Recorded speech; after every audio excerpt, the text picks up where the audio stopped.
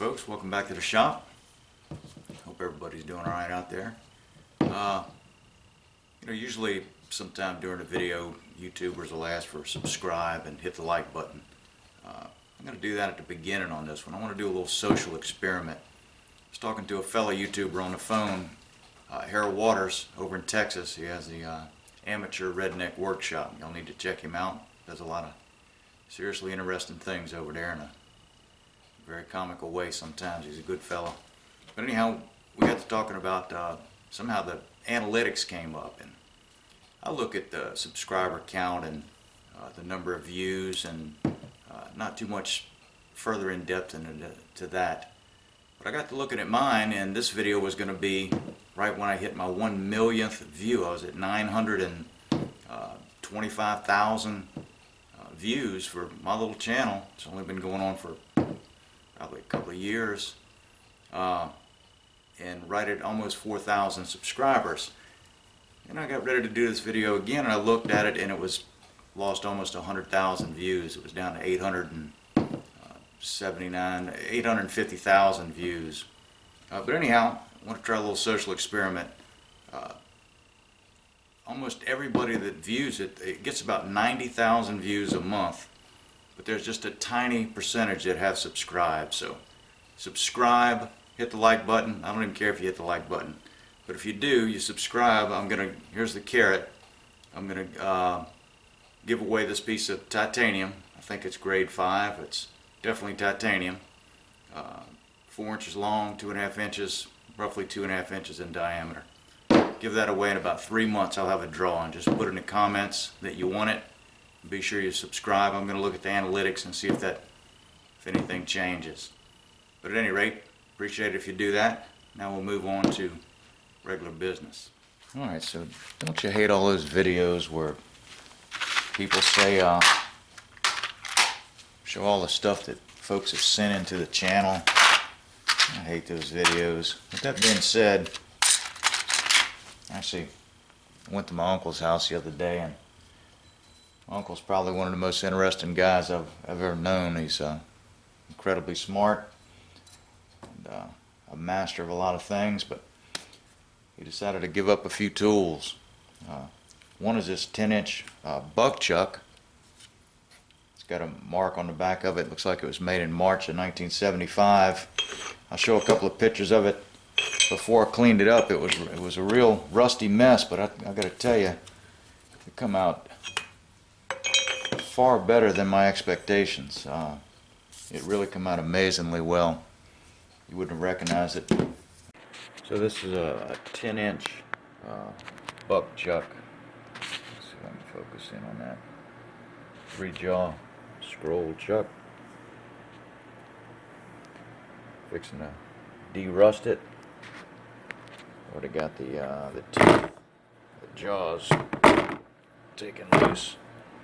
But anyhow, I'm going to try some evapor rust on this just to see if it'll get cleaned up. Alexa, pause the music. Alright folks, so what I've got here is this buck chuck. It's a 10-inch buck chuck. I've got 2 gallons of evapor rust. I'm going to see if we can't clean it up. It's a little bit worse on the front, and the back side is considerably rusty. So we'll see what we can do with this, and it'll be a good test of the evapor rust. Alright, so here we go. Alexa, continue the music. Well, here you can see just how good this chuck came out. Literally just wiped it off with a rag. I did put a wire wheel on the jaws, hoping that they would come out bright and shiny, but they still stayed kind of a dark color. But the chuck itself almost went to a, I don't know, a battleship gray color. It's really come out nice. I mean, you saw the before picture. It really made a difference. It's you don't see much American-made stuff. This is made in Kalamazoo. But anyhow, here we go. Also, Picked up from Uncle Bill this large boring bar, or a boring head for a mill. It's got an R8 adapter on it. But this thing is huge. I mean, I think it's got like a 3/4 inch opening on that. I hadn't seen any boring bars that big. I don't know if I can make adapters for what I got, but anyhow, it's a big one. I took it all apart and cleaned it. I put some gun blue, some cold blue on it to get the bottom half, because it had all come back silver after I got through cleaning it. But the cold blue, you know, doesn't work very well at all. Left it very splotchy. But anyhow, it's a well-made one for sure. Alright, here we go. Also a tool post grinder.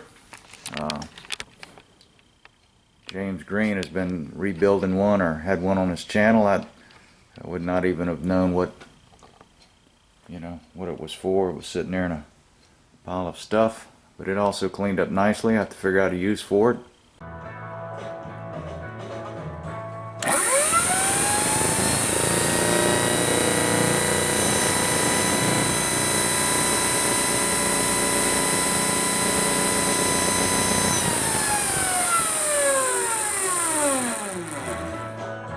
Well, looks like it works.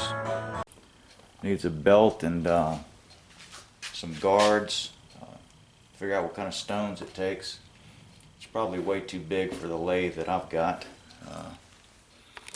Also, another thing my uncle had laying around was some 30 millimeter. I guess that's a chain gun, either off of a TAC helicopter or maybe an A-10.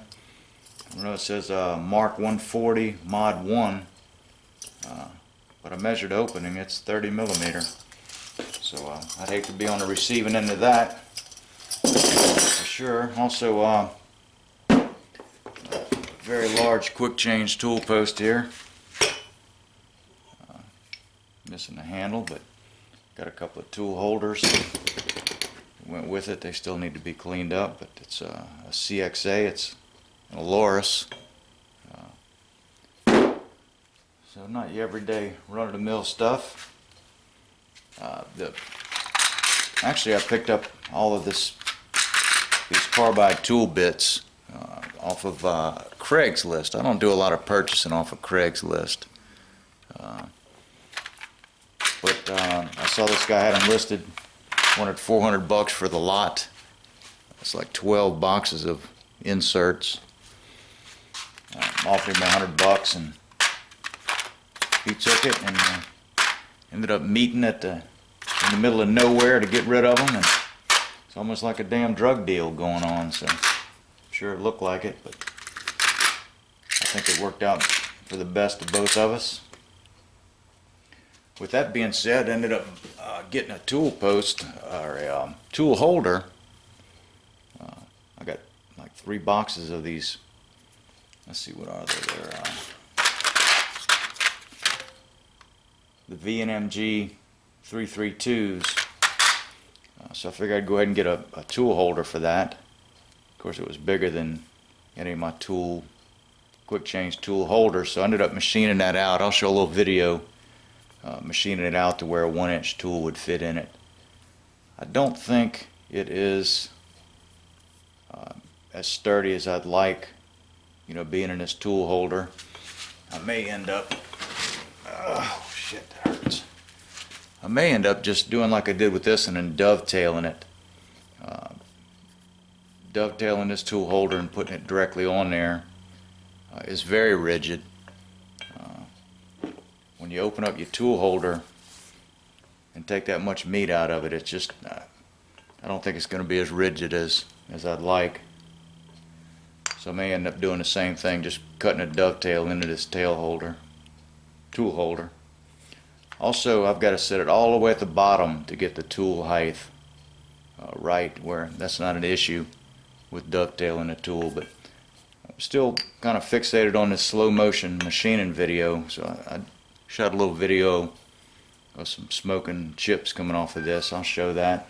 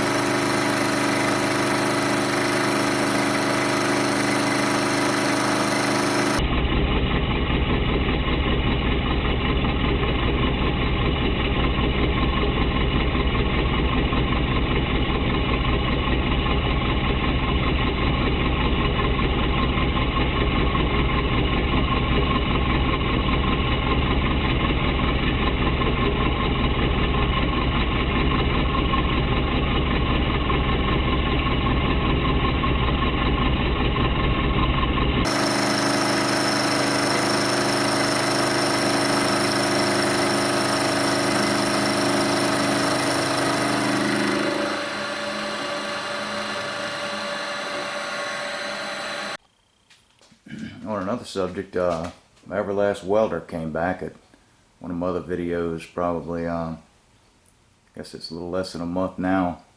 I was using it, welding some really light stuff. I've got very little time on that, and it just, boom, started popping the fuse.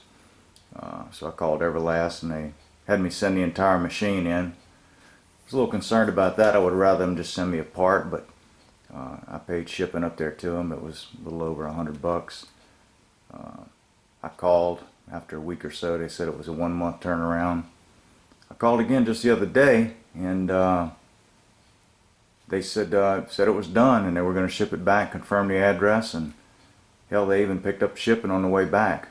Now it was 1 year old, so it was just under the 5-year parts warranty, but it worked fine. I put it through a test last night, welding some aluminum, and then proceeded to continue on for a couple hours trying to get a decent arc puddle shot, and I'll show that to you here next.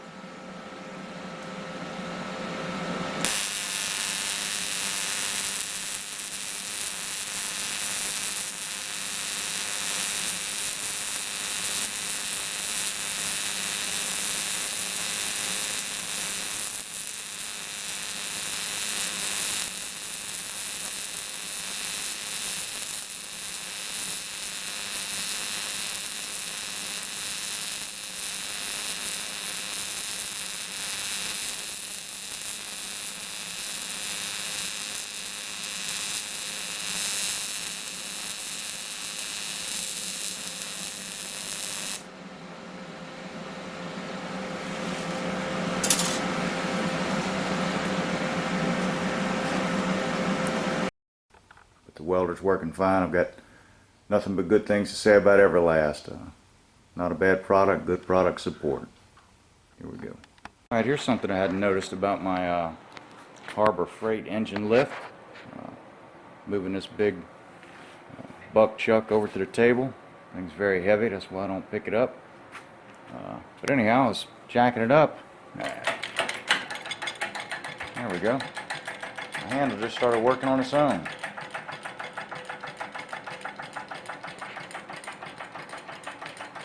That's something.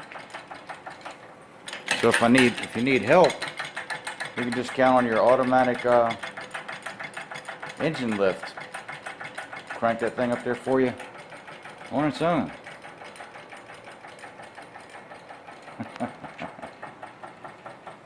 Come on, a little bit more. A little bit more. There we go. Anyhow, hadn't seen this before. I'm sure it's just a hydraulic valve leaking down. Here we go.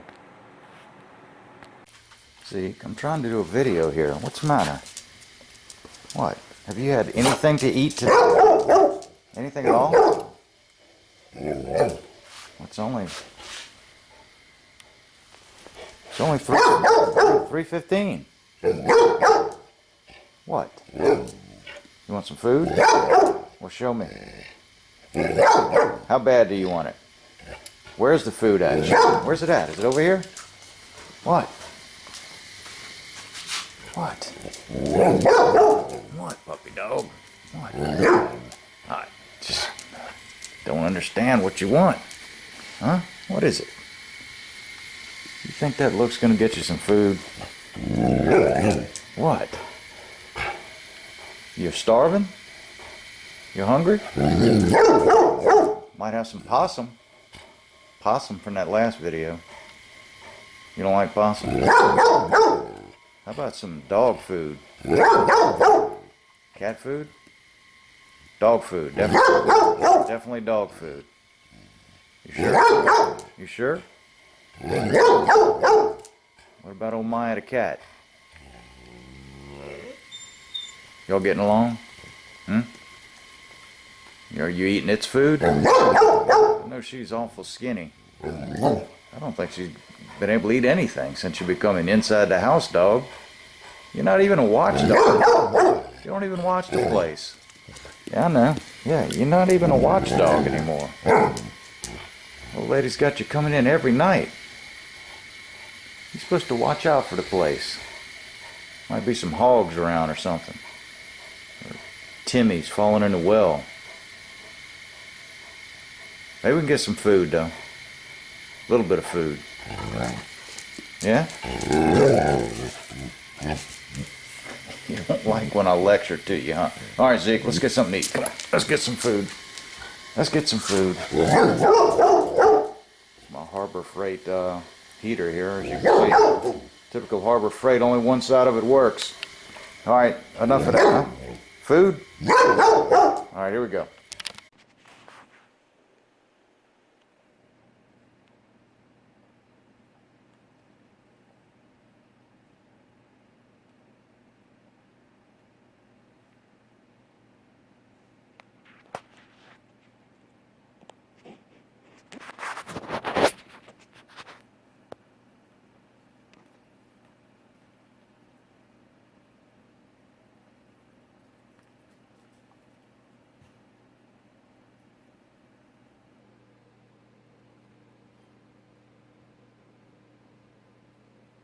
It's a ball.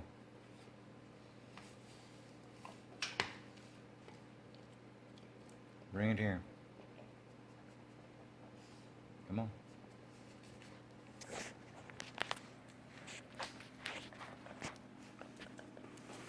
You don't want that cat to play with the ball? Is that what it is? Hmm? What? Better let that cat play with the ball. You better let that cat have some of that ball.